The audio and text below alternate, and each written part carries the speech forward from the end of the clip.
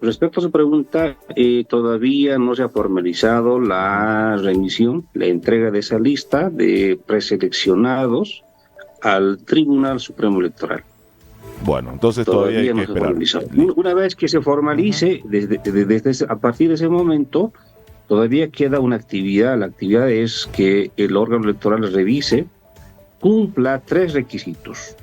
Primero, pues, los requisitos que sean listas completas, correcto, que tengan paridad de género y que incluyan al menos un indígena en cada terna. Y si fuera así, en todo caso, vamos a empezar. Y si no fuera así, nos faculta al TCE devolver esas listas a la Asamblea para que sean corregidas y estén bien hechas. Y si fuera así, hay una estipulación según el calendario electoral que ya se había dado a conocer, ¿en qué fecha sería o en qué época sería? Sí, como repito, una vez que la sala plena se pronuncie oficialmente que se ha cumplido con todos los condicionamientos, con todos los requisitos que requiere, nosotros la ley contempla, la ley 1549 nos da 150 días, hasta 150 días.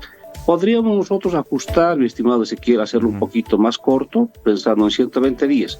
Pero va a ir entre 120 días a 150 días. Eso nos permite señalar que el próximo 3 de enero del siguiente año puede haber elecciones, o también tal vez si un poquito se acelera todo esto en este diciembre de este año. Muy bien, Vocal, ¿y cómo se toma ahora la propuesta del presidente de plantear un referéndum para la misma época de estas elecciones judiciales? Lo dijo ayer públicamente en el mensaje por el 6 de agosto. ¿Se podría dar esta situación? A ver, al respecto, quiero señalar que quiero señalar lo siguiente. A ver, tenemos ahora una elección judicial que acordamos el pasado 10 de julio que iba a ser única, iba a ser la única, iba a ser la que tendría esta suerte de privilegio en un proceso electoral, ¿no? Ahora, ayer escuchamos la otra propuesta de que sería un referéndum, pero ese referéndum, mi estimado Ezequiel, contaminaría de alguna manera el proceso electoral judicial. Lo óptimo es que solo exista elecciones judiciales.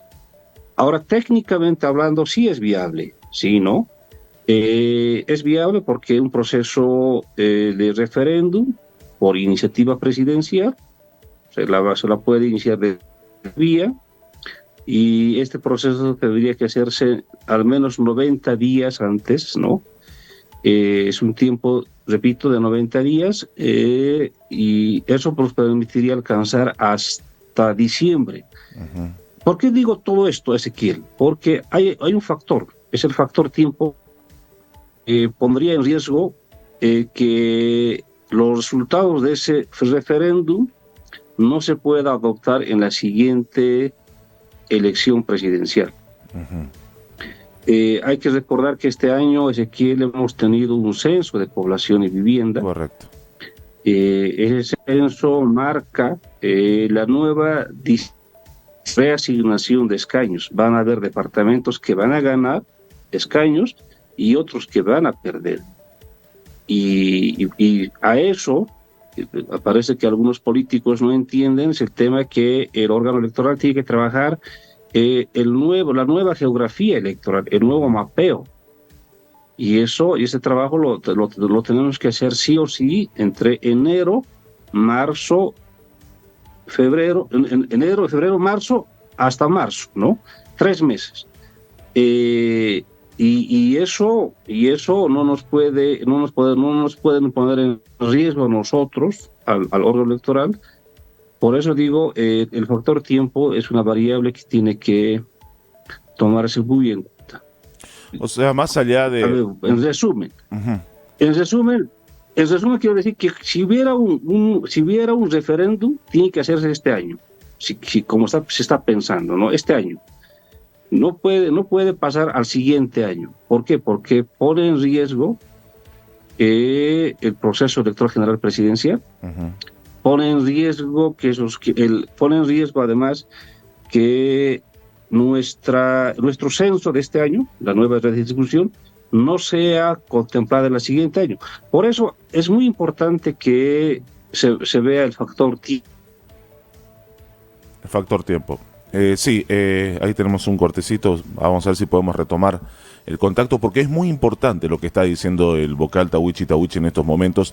Sobre el tema del referéndum ha dicho, y usted me corrige, vocal, por favor, técnicamente se puede hacer, que no sería lo ideal porque contaminaría el escenario de las elecciones judiciales, pero técnicamente podría hacerse y tendría que realizarse en este año para no poner en riesgo, que podría poner en riesgo, textualmente lo que dice el vocal, las elecciones generales. Ahora, vocal, yo le pregunto lo siguiente. ¿Acaso la ley ya no marca directamente de que la redistribución de escaños debe hacerse tras conocerse los datos del Instituto Nacional de Estadística a raíz del censo realizado? Eso es uno. Segundo, si el referéndum decide de que no hay que redistribuir, ¿ustedes tendrían que frenar esa redistribución? Por eso, mi estimado Ezequiel, por eso justamente empecé con eso. Este año hubo un censo y el censo ya ha marcado, mediante nuestra normativa, la nueva reasignación. Ya está contemplada en la ley. A ver, un poquito voy a explicar para que se entienda. Sí. Hasta hasta septiembre de este año, hasta el siguiente mes, nos tendrían que pasar a nosotros el INE, el Instituto Nacional de Estadística, el Ejecutivo, la población a nivel departamental. Ese dato grueso, ¿no? Ese dato grueso, población censada 2024 hasta el nivel departamental. Nos tiene que pasar, sí, ese dato, todavía no es todavía necesario tener la población desagregada a nivel de manzano, a nivel de comunidades en el área rural.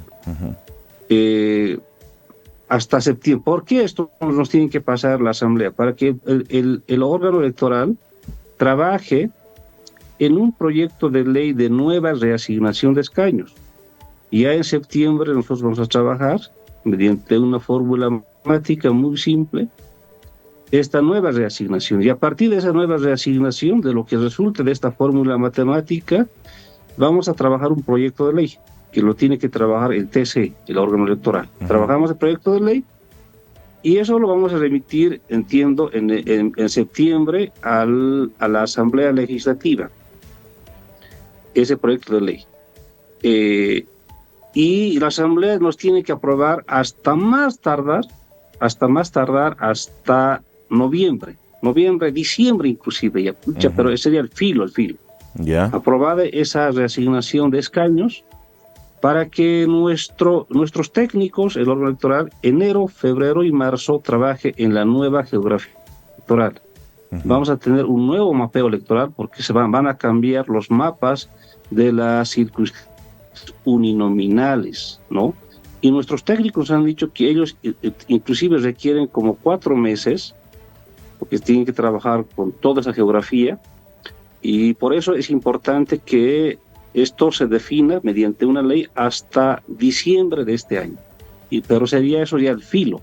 Si la Asamblea no aprueba mediante ley hasta diciembre, no se contemplaría para la siguiente elección general presidencial los datos del censo de población y vivienda con la nueva reasignación de escaños.